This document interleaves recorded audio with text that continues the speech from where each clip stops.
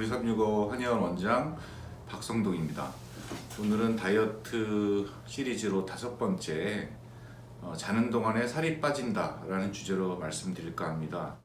몸속에 있는 이제 인슐린이라는 게 있습니다. 인슐린은 혈액 속에 녹아있는 포도당을 적절히 활용하기 위한 그런 호르몬인데요.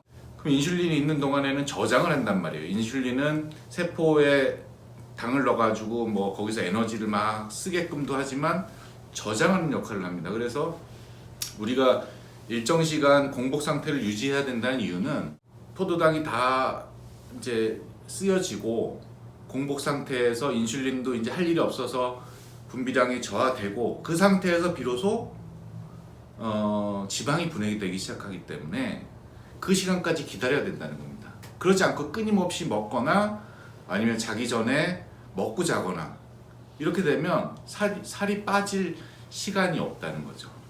예, 찌는 시간만 있고 빠지는 시간 없는 거죠. 그래서 아무리 운동을 하거나 뭐 다른 방법을 쓰더라도 실패하는 이유가 그런 절제를 하지 못하기 때문입니다. 그래서 최소한 12시간, 좀 더 효과적으로 하자면 16시간을 공복을 하는 게 좋습니다. 그래서 우리가 6시 이전에 먹지 않으면 대략 저녁 6시부터 다음날 오전에 밥 먹을 때까지 새벽에 6시에 밥 먹는 사람 많지 않으니까 보통 7시, 8시에 밥을 먹는다 그러면 보통 13시간, 14시간은 공복 상태를 유지할 수 있기 때문에 다이어트에 유리한 그 시간이 되는 거고요. 그렇기 때문에 간헐적 다이어트라는 게 요새 이제 인기를 끌고 있는데 이게 한 16시간을 공복 상태로 있고 그 다음에 그걸 견디고 나서는 마음껏 뭐 양이든지 칼로리든지 걱정하지 않고 충분히 섭취하는 이런 패턴인 걸로 알고 있습니다. 이게 굉장히 그래서 아까 말씀드린 대로 의미가 있습니다. 의미가 있는데 주의할 점은 이제 간헐적 다이어트가 이제 건강에 어떤 영향을 줄지는 좀 고려를 해야 됩니다. 그래서 실제로 이제 당뇨병을 앓고 있는 분들이라든지 이런 분들은 이제 저혈당 쇼크에 빠질 위험도 있는 거고, 그다음에 혈압이 있는 분들이라든지 이런 분들은 이제 기저질환이 있는 분들은 조심해야 되겠죠. 그다음에 이제 건강한 사람이라 할지라도 제가 전에 이제 다이어트 시리즈 전편에서 말씀드린 바와 같이 그렇게 이제 공복 상태를 오래 유지하고 또 식사 때가 돌아왔을 때 과식을 하게 되고 이런 패턴으로 가게 된다면 우리가 과식을 했을 때는 팽창을 하게 되거든요. 평소에는 이제 주먹만 하지만 과식을 했을 경우에는 이게 무한대로 늘어날 수 있거든요. 근데 이제 그렇게 충분히 양껏 마음껏 먹는 한 끼로 인해서 위장이 이제 늘어나면 이 식욕을 과연 일정하게 통제할 수 있을까? 이런 문제가 있습니다. 거기서 만약에 무너지기 시작한다면 이거는 실패할 가능성이 높고요.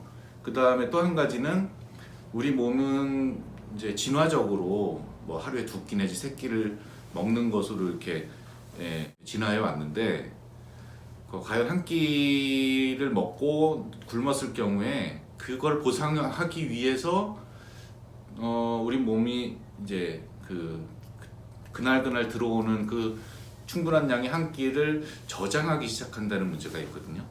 지방세포로 아니면은 어디 이제 나중에 쓸 수 있는 에너지 형태로 저장하는데 글쎄요, 이제 양면이 있겠죠. 그 공복 상태에서의 소모하는 부분이 있겠고 또는 이제 마음껏 먹으면서 저장하려고 하는 습성이 있겠고 과연 어느 것이 더 득이 되는지는 좀 따져봐야 되겠습니다만 어쨌든 이 패턴을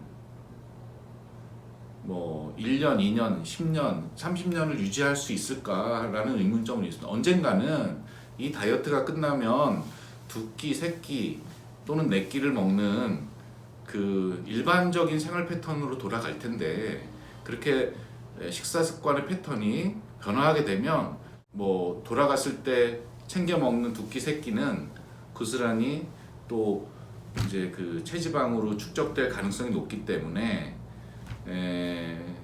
이 지속적인 측면에서는 좀 신뢰하기가 어렵다.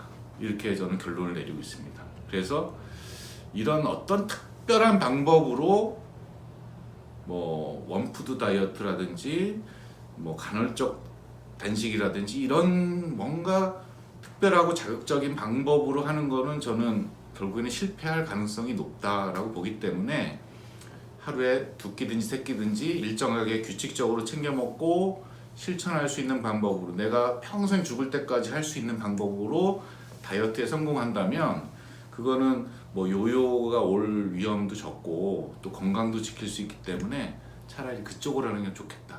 대신에 6시 이전에는 식사를 마치는 것으로 하자라고 원칙을 정해놓는 것을 추천드립니다. 그러면 이런 경우가 있을 수 있어요.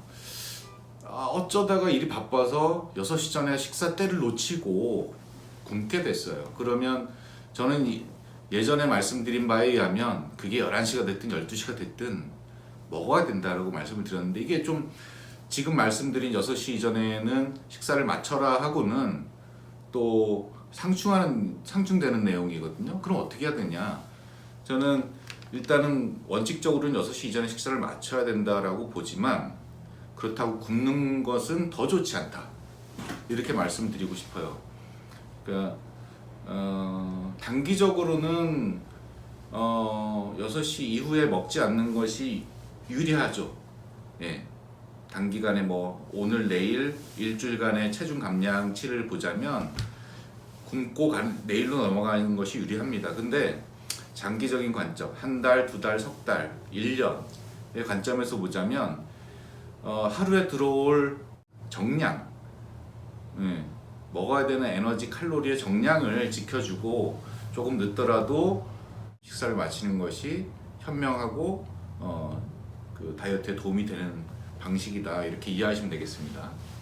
그래서 어쨌든 제일 원칙은 절대 굶지 않아야 된다는 것입니다. 굶게 되면 기초대사량 저하되고 또 에너지 그 소모가 적어지기 때문에 피곤하고 짜증이 나고 심리적으로 좀 뭐 우울하다든지 기력이 없다든지 자꾸 처진다든지 또는 눕고 싶다든지 뭐 이런 그러니까 신체 활력이 전반적으로 떨어지는 것이고, 그 다음에 뭐 골밀도 감소, 탈모, 주름, 피부 처짐 뭐 이런 것들이 부수적으로 발생할 수 있잖아요. 의욕이 저하되고 하기 때문에 일상생활, 직장생활 하는데 뭐 지장을 줄 수도 있고, 그런 이유에서 그 굶는 것은 절대 하지 말아야 될 행동이고 다이어트에도 절대 도움이 안 된다는 것입니다. 장기적으로 보고 천천히 일정하게 빼는 것을 추천드립니다. 네. 오늘은 그 6시 이전에 식사를 마치는 것이 다이어트의 하나의 원칙이라고 말씀을 드리고, 자는 동안에 살이 빠진다는 점을 명심하시고 꼭 다이어트에 성공하시기 바랍니다. 마치겠습니다.